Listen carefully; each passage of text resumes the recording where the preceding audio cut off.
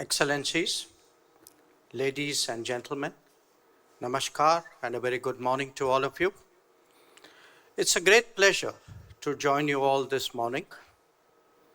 This forum is discussing a fragmented world as a problem and reinventing cooperation as a solution. I agree with both the diagnosis and the treatment. Having said that, let us recognize two facts. One, that fragmentation is here to stay. And two, that perhaps it is not altogether bad, in some ways even good. After all, it means less dominance, more space, and greater democratization. Flowing from that, we should ask ourselves three questions about its downside. Is it against efficiency? Is it against stability? Is it against security? To the extent that it may be, those issues can only be addressed through deeper cooperation. Friends, when we look at it objectively, the world was always part globalized and part fragmented. The real change has been the factors that drive fragmentation, the intensity of their implications, and the manner in which the world is coming to terms with it. In the past, the forces that united us and divided us were relatively more straightforward. As a result, the lines that were drawn were clear-cut and neat. Some were conscious strategic choices. Others were assumptions and norms. Now that is no longer the case. The nature of fragmentation is itself very much more complex now, and that will surely shape our search for solutions. So let us analyze the centripetal and centrifugal forces that are at play in the world currently. What characterizes our current existence, above all, is the degree of economic integration and interdependence.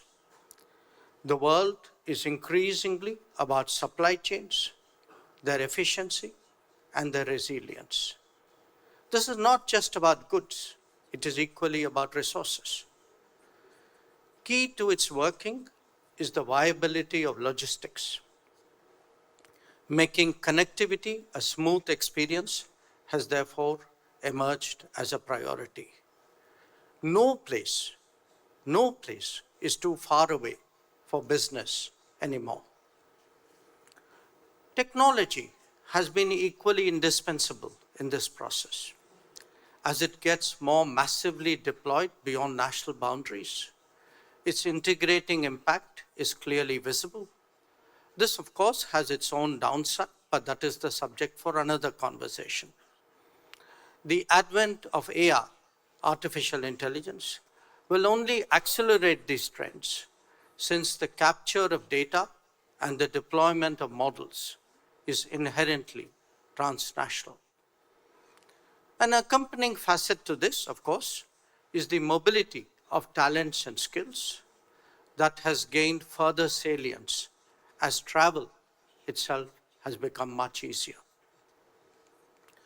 Now, paradoxically, the challenges we confront have only further strengthened the centripetal side.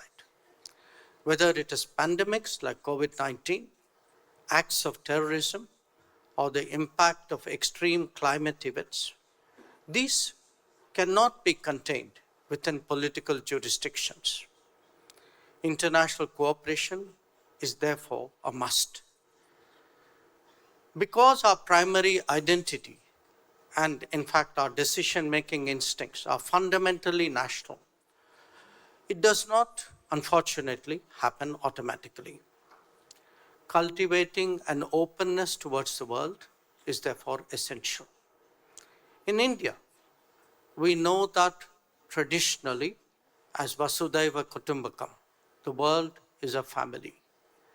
Much of the current turbulence that we see around us today is when forces in societies challenge that very belief.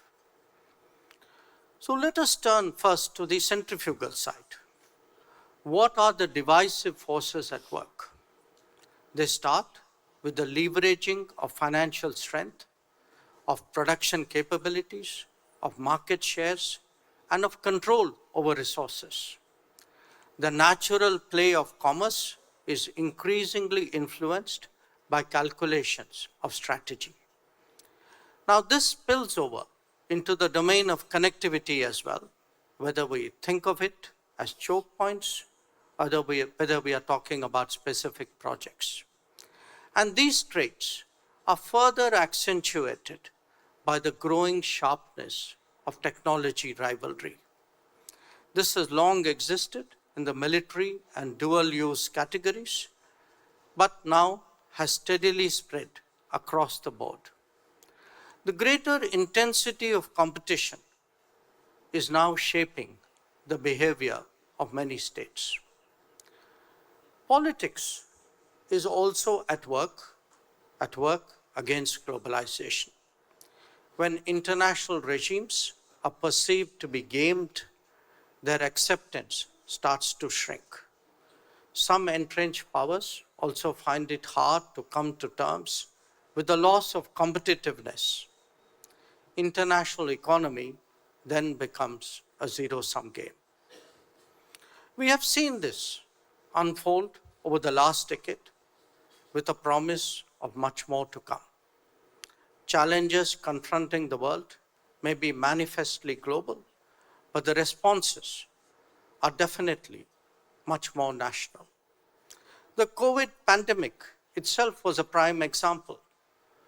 When it comes to countering terrorism, it has given rise to double standards. As for climate change, there are empty promises, with some even in denial. But most of all, it is the natural evolution of the international economy that is being blocked by non-market forces. The right to industrialize, indeed the capacity and the opportunity to do so, this is being denied to many developing states by the manipulation of competitiveness and by restrictions of market access. This is but another facet of exercising dominance and retaining control. So, ladies and gentlemen, let me sum up the state of the world.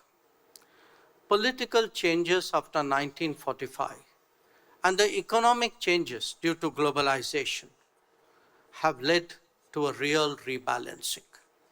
It initially had economic expressions, but with the passage of time, political and cultural ones as well. In due course, counter forces have come into play, leading to new realities and fresh debates. But the predicament of the world is not just structural, it is also behavioral. The world is today witnessing greater weaponization of everything. We are seeing higher risk-taking and a politics that is suited to, in a way, driven by the social media era. The inclination to assert differentials is greater. Capabilities, too, are deployed with less hesitation. Technology advancement is itself encouraging such traits. As the interests of a few are openly prioritized, its costs to the many are less considered. This can only be countered, and it must be countered, by cooperation on more issues with greater players. At the end of the day, it is only then we will see whether multipolarity really delivers. So how does the world reinvent cooperation in this fragmented scenario? To my mind, by essentially 5 steps. 1, by de-risking the international economy and diversifying production and supply chains. Resilience and redundancy are key. This will limit hostage-taking in the economic domain. 2, forging new understandings and closer cooperation, closer relationships among influential nations. This will help stabilize the global order and address issues and problems through agenda-specific cooperation. 3, enhance awareness of the costs of narrow thinking and of confrontation. International law and regimes, and a good example of that is UNCLOS, must be collectively protected and promoted. 4, encourage the power of aspirations. The global South should be enabled with greater capacity and greater opportunities. This would also create new factors of global growth. And 5, provide global goods through common and shared endeavors. We cannot rely on a few to uphold rules and norms. The world must take more control over its own future. This, amongst others, must be expressed through reformed multilateralism. And these 5 factors, ladies and gentlemen, make a powerful case why India and the Republic of Korea must cooperate more closely. We have complementarities. We have many complementarities in many fields, from ships to chips, and also health, infrastructure, or defense, which are just waiting to be exploited. The value of our economic and technology partnership, that of political and strategic cooperation, and particularly of closer people-to-people ties. These were the subjects of my meetings yesterday, my bilateral meetings yesterday in Seoul. And I thank the organizers of Jeju Forum for this opportunity to present that as an argument in the global context as well. Thank you very much for your attention.